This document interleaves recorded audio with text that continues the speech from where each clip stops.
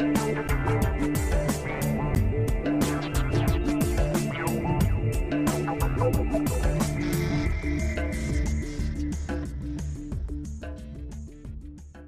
den, vážení posluchači. Je tu další díl podcastové řady Tanec jako lék, v níž se věnují léčivému potenciálu tance.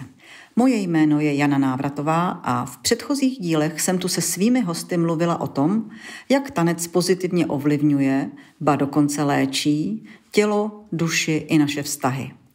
Dnes se podíváme na tanec a pohyb trochu z jiného úhlu a za název našeho podcastu přiřadíme pomyslný otazník. Tanec jako lék? Mou dnešní hostkou je Zuna Vesan-Kozánková, terapeutka tradiční čínské medicíny, autorka několika knih, učitelka qigongu, šiacu a dalších technik. Vítej, Zuno. Ďakujem za pozvanie. Vím, že jsi také tanečnicí a choreografkou, ale když sleduji tvoje odborné aktivity na poli terapie, výzkumu, psaní, tak se ptám, zda to ještě platí. Úprimne povedané neviem. Mám skôr pocit, že to už neplatí. Cez COVID sa to ako keby všetko zastavilo a odtedy už sa nejak neaktivujem v tejto sfére, ale keby prišla nejaká príležitosť, tak asi by som sa do toho ešte namočila. My tady rozebíráme pohyb a tanec jako nástroj k léčení, ale i ve tvých knihách se píše o tom, že mezi lékem a jedem může být tenká hranice. Že je zkrátka všechno otázkou míry. Mířím k profesionálním tanečnicím a tanečníkům, kteří v intenzivním pohybu tráví svůj život. Ptám se, je to zdravé? No, keďže je to profesionálne, keďže je to dennodenné, keďže je to veľmi intenzívne a častokrát extrémne, tak to určite zdravé nie je. Ale když jste profesionál nebo profesionálka, tak vám nezbývá nic jiného, než fungovat každodenně, intenzivně a naplno. Tebe jsem si pozvala, Zuno, abys možná naznačila, jakým způsobem tu intenzitu a každodennost ošetřovat tak, aby vedla k dlouhodobé kariéře. Áno, vzhľadom na to, že ja som už počas mojich štúdií a potom aj neskôr, keď už som bola v tej profesionálnej tanečnej branži, mala niekoľko úrazov, tak som si uvedomila, že súčasťou tej profesie nie sú len tie výkony a tá technická dokonalosť a tá absolútnosť na tom javisku, ale že súčasťou toho je aj starostlivosť o seba. A pochopila som to a vďaka tomu som sa starala o svoje telo a mohla som naozaj do dlhého veku byť na javisku. Ale sledovala som, že mnoho tanečníkov a mnoho profesionálov v tejto oblasti múverskej vlastne nevníma, že súčasťou toho je aj niečo, čo nie je zrovna ten produkt. Ale je to niečo, čo je možno znevažované alebo nevidené, pretože za to nedostaneme ocenenie, za to nedostaneme peniaze, honorár a tak ďalej. Ale naozaj starať sa o seba, dostatočne oddychovať a nejakým spôsobom sa vzdelávať v tom, že čo to naše telo, aké má obmedzenia, aké má aj možnosti samozrejme, že aj v tomto smere byť trošku zorientovaný je pre tú profesiu extrémne dôležité. A dovolím si tvrdiť, že keď chce človek dlho v tej profesii zotrvať, tak bez tej starostlivosti to nie je možné. Co bys řekla, že se nejčastěji přehlíží? Kde se nejčastěji dělá takový ten nešvar toho chození do extrému? Jedno z takých veľmi takých častých je, že tanečníci robia v zime. Hej, v studených priestoroch, studená podlaha a proste povedia si, no tak ako nie je tu zakúrené, my sa nejak zohrieme a musíme ísť cez to však. Máme pred sebou premiéru, tak robia v zime, ale ten chlad je nesmierne ako taký záľudný a môže spôsobiť v ľudskom tele šarapatu na niekoľko rokov. Ďalšia vec je, že ľudia v tejto profesii nedostatočne oddychujú a aj keď majú nejaký oddych, tak hneď siahajú po nejakých iných aktivitách alebo majú pocit, že zarábajú málo peňazí, tak keď už konečne majú priestor na ten oddych, tak zase im príde nejaký kšeft, ktorý vezmú. Ďalšia taká vec, ktorá mi teraz bezprostredne napadá, že ženy, tanečnice, matky po pôrodoch veľmi rýchlo sa vrátia späť do tej profesie a fyzicky makajú ako predtým. Samozrejme, je to z toho dôvodu, že nechcú prísť o nejaké príležitosti alebo chcú zhubnúť, hej, ale vlastne je evidentné a z tých všetkých mojich štúdií je to akože jasné, že po pôrode žena musí dostatočne oddychnúť. A to nemusí byť taký oddych, že leží na posteli a stará sa len o dieťa. Samozrejme, potrebuje aj nejaké iné vnemy a iný pohyb, ale čo sa týka času na rekonvalescenciu, tak tie tanečnice matky nedávajú nejakú váhu. Ďalšia vec je, že mnoho tanečníkov fajčí. Hej. Cez pauzy tréningov, po predstavení hneď siahajú po cigarete. Hej. Takže to sú také úplne akože také veľmi evidentné nešváry.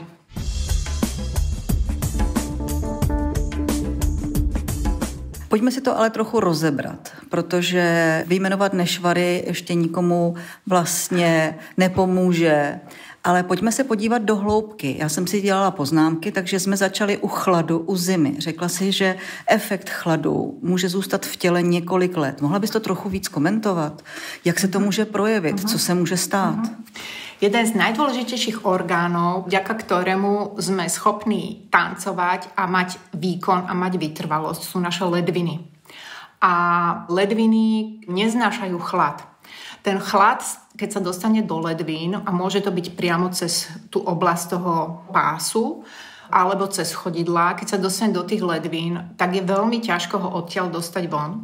A ten chlad potom spôsobuje, že ďalšie štruktúry tela, ktoré sú na ledvinách závislé, nepracujú dostatočne. A to sú naše kosti, kĺby, chrupavky, menisky. Ale s ledvinami súvisí aj naša energia. Oni sú ako keby také naše batérie na tú výkonnosť, ale aj na tú precíznosť, ktorú v tej profesii vynakladáme.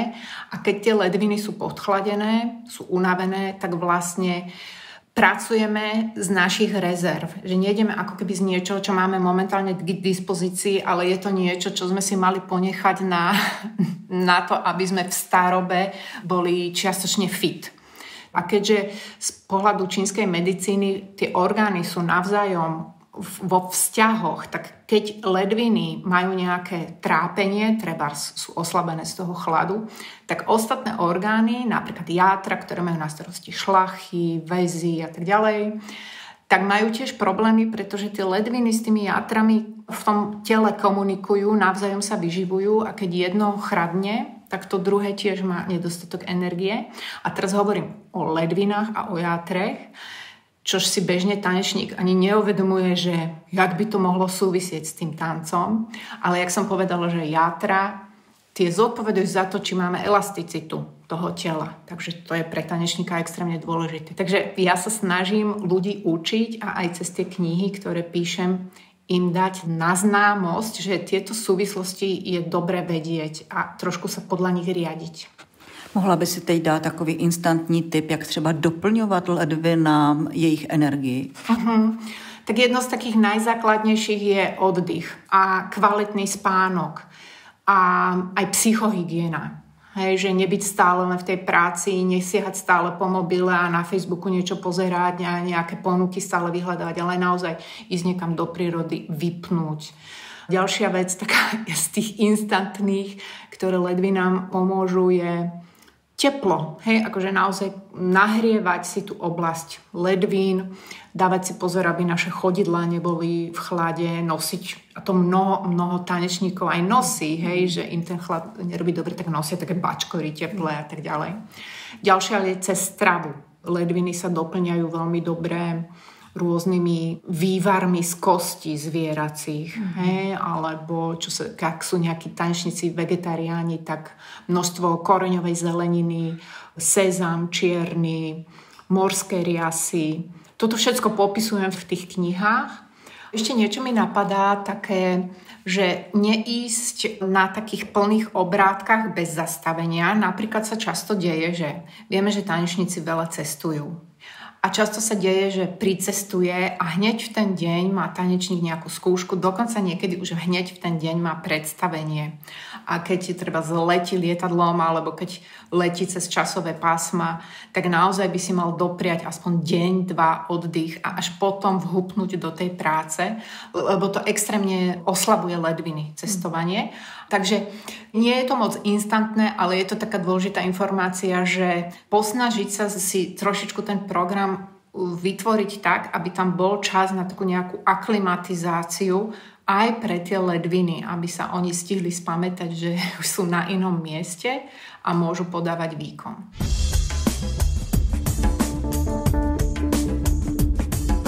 Tím si přešla k druhému bodu a tím je ten odpočinek, dostatečný oddych. Tahle ta veličina nebo tenhle ten požadavek vlastně ale může hodně nabourávat takový ten běžný vlastně provoz, praxi, zkoušení, představení, přesunu a tak dál. Co bys poradila těm tanečníkům, aby byli schopni ovlivnit vůbec něco, co mají pocit, že ovlivňovat vlastně jim nepřísluší? Mne tiež dlho trvalo, kým som si uvedomila, že je to vlastne môj biznis, ako si to zariadiť. Vždycky som mala pocit, že je to niečo, čo chcem, niečo extra, čo by som od nejakých organizátorov mohla chcieť, aby mi dali deň voľna a tak ďalej. Ale potom som si povedala, že nebudem mať strach, ale že im to poviem. Poviem im, že mám už toľko a toľko rokov, keď chcete, aby som prišla a urobila tento výkon, tak mi musíte zaplatiť letenku o deň skôr, ubytovanie o deň skôr, ja potrebujem deň oddychu. A stalo sa to, že oni povedali dobre. Hej, čiže častokrát my tanečníci máme pocit, že si to nemôžeme dovoliť. Ale keď trošku o seba zabojujeme, tak na tej druhej strane sa otvorí cesta a je to možné. Já myslím, že tohle je dobrá rada. Pojďme k další položce a tou je, dejme tomu, strava, výživa, protože ta si myslím, že to je asi na celou přednášku, ale nějaké aspoň základní věci, na které by měla taneční profesionálka nebo profesionál myslet. Tak ja vychádzam z tých princípov čínskej medicíny, ktoré sú o tom, že človek by mal jesť pravidelne a mal by jesť teplú stravu. Že kadejaké experimenty so surovou stravou a kadejaké smoothies a tak ďalej nerobia veľmi dobre tráviacemu traktu a potom je ten tráviaci trakt oslabený a celé telo nemôže poriadne fungovať. Takže jedna z tých základných princípov je teplá strava, ráňajky, snídanie, teplé. Ideálne, keď je to nejaká teplá polievka, nejaký vývar alebo nejaká teplá kaša. To myslíš i v léte? Áno, to myslím aj v léte. Môže tam byť samozrejme na tom nejaká surová zelenina, čo je jemne ochladzujúca, hej, takže sa to vyváži. Ale ten náš žalúdok potrebuje zahriať, hej, aj v lete. Práve, že keď sa v lete pije veľa studenej vody alebo studených tekutín, tak to je na tie ledviny úplne akože killer. No a samozrejme jesť pravidelne. A teraz samozrejme každé telo je prispôsobené na niečo iné, ale dostatok zeleniny, kľudne aj mäso, aj rôzne tie vývary z kosti, ktoré som už spomínala, tie sú fakt perfektné na kvalitu kosti a chrupaviek, ale aj na náš mozog, na naše premýšľanie. A my častokrát v tej profesii musíme aj veľa premýšľať, aj veľa používať ako ten intelekt, aj na javisku, aj pri organizovaní si toho života, ale aj na javisku. A ten mozog je závislý na ledvinách a na tom, aby sme boli dostatočne vyživení. No a nie som zastanca pitia kávy, pretože káva je fantastická samozrejme v malom množstve. Vyživuje energiu srdca. A to tiež potrebujeme tanečníci, aby mali to srdiečko otvorené, keď niečo stvárňujú na tom javisku. Záľudnosť ale tkvie v tom, že my keď si dávame kávu z potreby, aby sme sa zase naspidovali, keď sme unavení, dáme si kávu, tak čo urobíme? My vlastne potlačíme tú únavu, ten prejav tej únavy. Oklameme to telo, dáme si tú kávu a už tú únavu nemáme, ale vlastne si to telo dráncujeme. Čiže tá káva, aj keď mnohí ľudia ju potrebujú, aby mohli vôbec fungovať, vlastne zastiera tie signály tela, že to telo potrebuje oddychnúť. Takže nehovorím, že káva je že 100% zlo, ale niekedy by možno sme mohli vyskúšať, keď sme unavení, tak si na 10 minút láhnuť a trošku si akože možno si aj trošku pospať. Hej, namiesto tej kávy. Takže tú kávu by som postupne vysadila, keď sa pýtaš teda na tú stravu. S výživou souvisí i hydratace, která je pro profesionální tanec velmi důležitá. Co by měl tanečník, tanečnice pít? No káva dehydruje. Navazujú na to? Áno. No ideálne je čistá voda a zase z pohľadu tej čínskej medicíny teplá, nie studená. A rôzne čaje, bylinkové. Určite by sme sa mali vyhýbať nejakých sladených nápojov, aj takých ochutených, farebných vôd. Hej, že čím je to jednoduchšie, tým je to lepšie.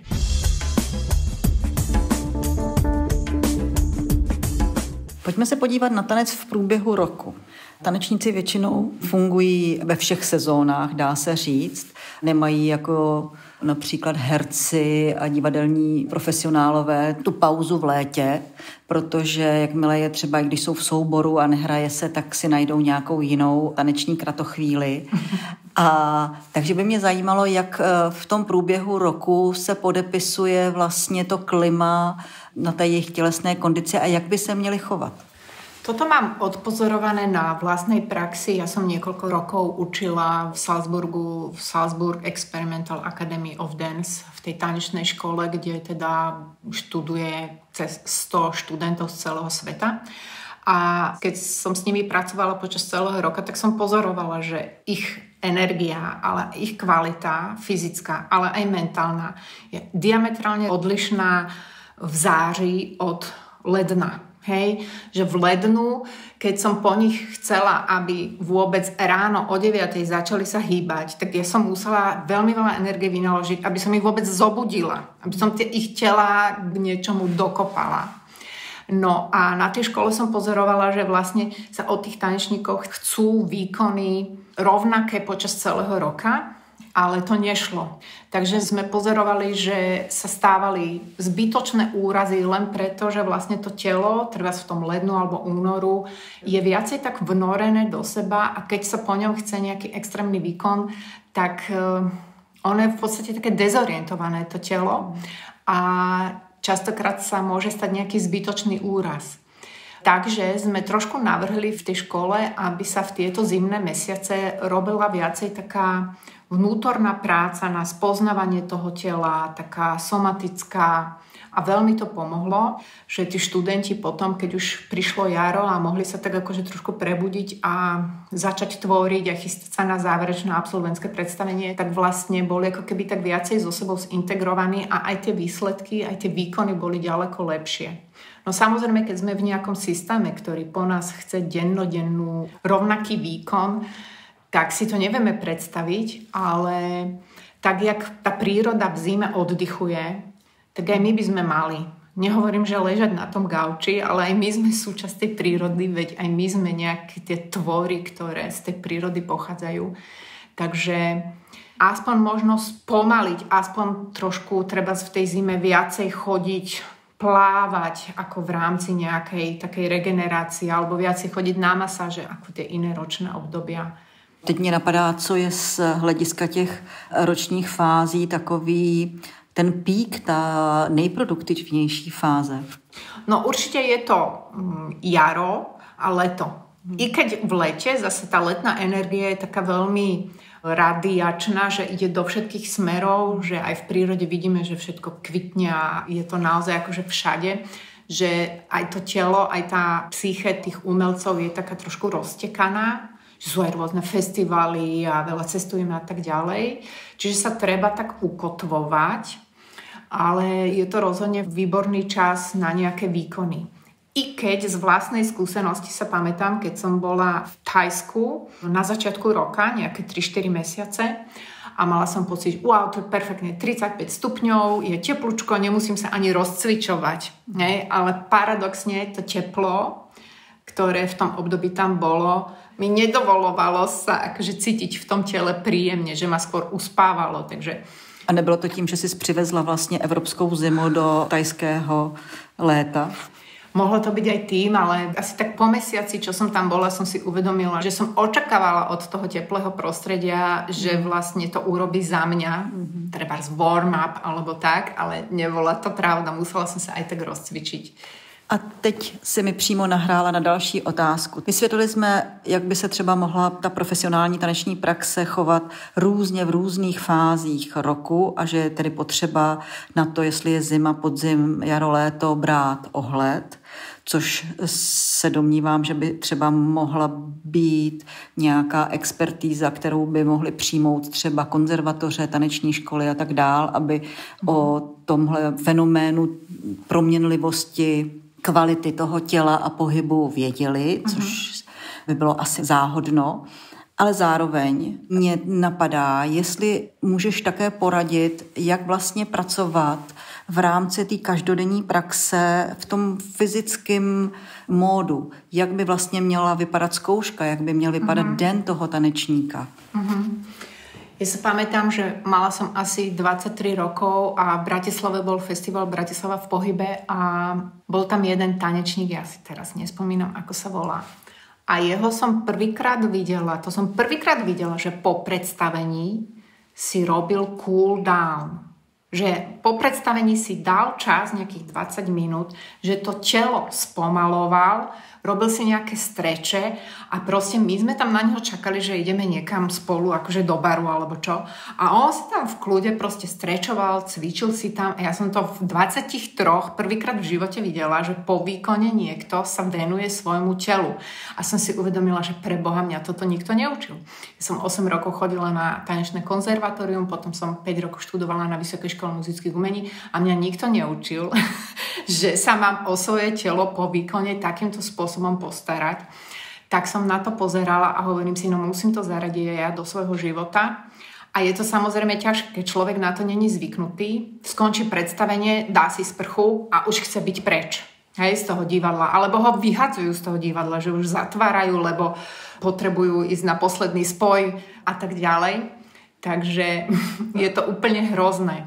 No tak ja si myslím, že toto je dôležitá súčasť toho celkového výkonu. Aj to sa na ten výkon kvalitne pripraviť, ale aj potom výkone tomu telu poďakovať, že mu dáme nejakých 20 minút na nejaké streče, na nejaké aj psychické ukotvenie tej mysle, pretože počas predstavenia je v podstate emotívny svet toho performera nesmierne exponovaný, hej?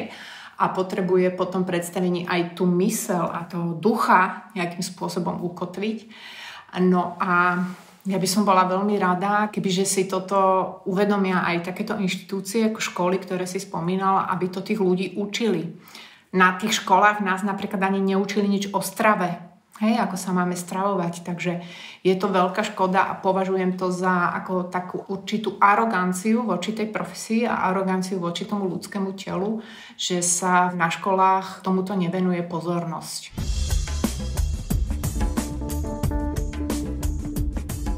Mě zaujalo to ošetření toho ducha, to sklidnění té mysli. Co se stane, když se to nedělá? No tak úplne jedna z takých najzákladnejších vecí, že človek potom nemôže zaspať. Hej, že celú noc proste je stále na tom javisku v tej mysli a vlastne ráno o 6:00 si uvedomí, že sa vôbec nevyspal. Hej, že vlastne ten duch sa nestihne vmesiť, hej, do toho tela. Takže toto je akože evidentné. Ale ďalšia vec, že vlastne my, keď si nedáme ten čas, aby sme sa od toho predstavenia a od tej role, ktorú stvárňujeme v tom predstavení, keď si nedáme čas sa od nej odpojiť, tak mnohé tie emotívne vzorce, ktoré v tom predstavení prezentujeme, pretože nám to podal režisér, choreograf, že to máme robiť, tak potom zrazu zostávajú v nás a my ich žijeme. Hej? A ani o tom nevieme. A ja som to skúmala sama na sebe, ale aj na mojich kolegoch, že vlastne som začala pozorovať, ako sa tí ľudia pár dní po premiére správajú, že vlastne stále sú ako keby v tej úlohe, ktorú v tom predstavení zohrávali. Ak je to nejaká náročná úloha, podľa mňa to môže byť až nebezpečné. Ja napríklad obdivujem hercov, ako dokážu herci mať normálny súkromný život po tých extrémnych výkonoch psychologických, ktoré vydávajú. Ak teda si nerobia nejakú takú psychohygienu. To je nesmírně zajímavé. Mohla by si mi ještě vysvětlit, jestli se dá z expertízy, které se věnuješ, to znamená tradiční čínská medicína, shiatsu, qigong a další tyhle ty směry, využít něco vlastně pro kvalitu tance, proto, aby nějak, nechci říct zdravěji, ale možná i kreativněji, zajímavěji, aby se rozšiřovalo to třeba pole kvality pohybu v rámci profesionálního tance. Je to vůbec možné? Ja som veľmi rada z toho, že mnoho profesionálnych tanečníkov sa zaujíma aj o iné odvetvia a chodia ku mne na semináre, treba z qigongu, neikungu alebo shiatsu. A že sa v tom potrebujú tak ako keby len tú fyzičnosť, ktorá sa pri tom tanci realizuje, si ju potrebujú ako keby pochopiť a nejakým spôsobom naplniť z nejakého iného uhla pohľadu. A rozhodla som sa preto, že budem pre nich robiť aj semináre, v ktorých im ponúkam tie princípy čínskej medicíny nie len z toho zdravotného uhla pohľadu, aby ich využili, ale tie princípy čínskej medicíny sú nesmierne zaujímavé a aplikovateľné aj do tvorivosti. Hej, že to som fakt ako bola prekvapená, lebo ja som dlhé roky učila improvizáciu a všeličo možné a hľadala som z toho západného sveta také témy. A keď som objavila tie princípy čínskej medicíny, ktoré pochádzajú z taoizmu, napríklad energia alebo rozdiel medzi jínovou kvalitou, jangovou kvalitou, alebo taká tá cirkulácia tých 5 elementov, tak je to nesmierne obrovská studnica na to, aby človek v sebe objavil nové tvorivé možnosti. Napríklad sme na jaro pracovali s elementom drevo a so všetkými aspektami toho elementu a mali sme možnosť objaviť aj pohybový slovník úplne iný, keď sme pracovali s elasticitou nielen tela, ale aj mysle. Že to bolo nesmierne zaujímavé pozorovať tú obrovskosť tej témy. A samozrejme zistila som pri tom mojom výskume, že tieto východné filozofie boli témou a inšpiráciou pre mnohých tanečníkov v minulosti, že sa inšpirovali niečím, čo nie je prvoplánovo s tým tancom alebo s tým umením spojené. Do toho konceptu tradiční čínské medicíny, taoismu a tak dále třeba spadají energetické dráhy, kterým se říká meridiány. Dá se využít i ta meridiánová síť k nějaké zvláštní kreativní práci? No toto je perfektné, že si mi to pripomenula, lebo odpoveď znie dá a veľmi šťavnato a výživne, pretože meridiány sú to také neviditeľné cesty v ľudskom tele, cez ktoré prúdi energia, ale tá energia v nich prúdi rôznymi časťami tela, že treba z hĺbky brucha vyjde do hrudného koša a potom odtiaľ vojde do páže až na dlaň. Hej, toto je napríklad meridián srdca. A keď človek začne pracovať, najprv si to pozrie na obrázku, kde to je, potom si to začne cítiť v tom svojom tele, kde tá energia prúdi. A keď sa hýbe so zameraním tej mysle na tú cestičku v tom tele, čiže nehýbe len tými svalmi a kostiami a tak ďalej, ale vníma ako keby takú jemnú sieť v tomto úseku, tak zrazu ten pohyb vyzerá inak, tá kvalita vyzerá inak a je to aj možnosť, ktorou sa zmení ten pohybový slovník a v choreografickej práci sa dá fantasticky využiť. Takže my sme sa učili pracovať so všetkými základnými 12 meridiánmi, ktoré sú prepojené s orgánmi a s rôznymi časťami tela, kolená, kotníky a tak ďalej. A bolo to veľmi zaujímavé. Napríklad jeden meridián močového mechúra sa začína pri vnútorných kútikoch očí a vedie až na maličky nôh. Čiže je to vlastne taký dlhý úsek toho tela, že od hlavy až k tým maličkom a človek, keď si uvedomí, že je nejaké prepojenie medzi zrakom a maličkami na nohách, tak zrazu objaví taký pohyb, ktorý by ho nenapadol. Takže takýmto spôsobom sme všeličo možné objavili v tých workshopoch.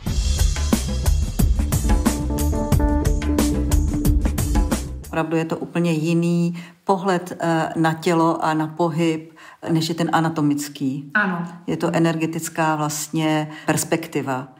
A jak to tak poslouchám, tak ptát se, jestli může být tanec lék s otazníkem, tak odpověď je asi ano, podle toho, jak s ním vlastně zacházíme a co jim můžeme tou vnitřní prací a pozorností těmhletěm principům vlastně nabídnout. Áno, presne tak. My sme mali stretávku z tanečného konzervatória po 30 rokoch a tam, keď som sa dozvedela, kto čo všetko za sebou má, aké nešvary, aké operácie a tak ďalej, tak som si hovorila pre Boha živého, že je to hrozné, čo sme s tými svojimi telami dorobili s tým tancom, pretože sme boli nevedomí. Ale zároveň keď to otočíme, tak keď človek sa začne viacej venovať tým súvislostiam, aj tým anatomickým, ale aj tým energetickým, tak si aj to svoje zničené telo môže preliečiť. Už nemá tú ambíciu vydávať nejaké extrémne výkony, ale ešte stále tá duša chce tancovať a keď tancuje tým spôsobom takým opečujúcim a takým citlivým a zameraným na tieto energetickú anatómiu, tak je to určite liek. Já nevím, jestli můžu prozradit, že pro profesionální tanečníky, takzvané movery, jak jim říkáš, nebo movery, připravuješ knížku, která tuhletu záležitost shrnuje. Je to tak? Áno. Ja, jak som po tých mojich kadejakých zdravotných problémoch a objavení tej čínskej medicíny a šiacu potrebovala to nejak akože sama pre seba pochopiť a využívať, tak som si hovorila, že by bola škoda neposunúť to ďalej a ostatným ľuďom. Takže som napísala knihu, ktorá sa volá Tao pohybu a tá kniha v slovenčine nevyšla, lebo v slovenčine mi medzi tým vyšli iné knihy, ale vyšla minulý rok v angličtine a my ju teraz plánujeme vydať v češtine, čiže je to vlastne taký sprievodca alebo taký manuál pre ľudí, ktorí robia s pohybom. Nemyslím, že len tanečníci, ale aj rôzni cirkusanti, aj športovci, aj jogíni kľudne, alebo aerial dancery, ktorá im vlastne pomôže pochopiť tieto súvislosti, či už ako súvisia tie rôzne naše časti tela s nejakými orgánmi, ako sa o ne starať. A sú tam aj rôzne recepty, myslím kuchynské recepty, čo si uvariť vtedy a vtedy, aby sme si pomohli pri takom a takom probléme.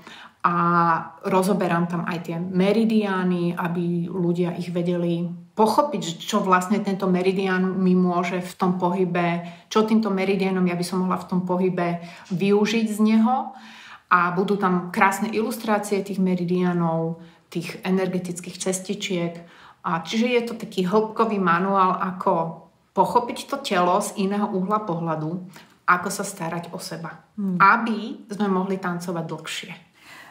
Já myslím, že tohle je nesmírně užitečná záležitost. Mohou posluchači našeho podcastu někde sledovat tvoji práci, kam bys je pozvala, na co bys je odkázala, kdyby měli zájem se ponořit tady do téhle expertízy, do téhle znalosti? Tak ja som trošku taká rozdelená na dva fronty. Jeden sa stále venuje tomu tanečnému svetu, a ktorému teda mám pre ne vytvorenú svoju web stránku, teda našu web stránku, ktorú mám aj s mojím manželom, kde sa dajú nájsť všelijaké informácie o našich workshopoch. A potom sa venujem tej terapeutickej praxi, kde zase mám ďalšiu web stránku, ktorá je viacej zameraná teda na tú čínsku medicínu, na cvičenia, tie čínske, čikungové a tak ďalej. Čiže keď si ľudia dajú moje meno do Google, tak určite obidve stránky im výjdu. Mám ešte tam aj rôzne také videokurzy, videocvičenia, že nemusia prísť fyzicky na nejaký workshop, ale môžu si podľa tých videí cvičiť. Ještě doplňme, že vlastně ty působíš na Slovensku i v Čechách. A tvoje centrum Pangea je v Orlických horách a nejdostupnější tvoje workshopy jsou v Bílých Karpatech, jestli si to dobře pamatuju. Áno, v Bielých Karpatoch hneď za hranicami s Moravou. Tam mám také centrum, teda nie je moje, ale robím tam veľmi často. A potom aj u nás v Orlických horách sa dá prísť v komornejšom rozmedzi. Včera sme práve mali u nás jednu dievčinu, ktorá prišla na súkromnú hodinu a zároveň tam potom bola v prírode, prespala tam a tak sa trošku o seba postarala. Děkuji, Zuno, velice za cenné rady. Starejme se o sebe a přeju hodně inspirovaných studentů. Hodně štěstí. Ďakujem. Všetkým želám veľa zdravia, aj fyzického, aj mentálneho.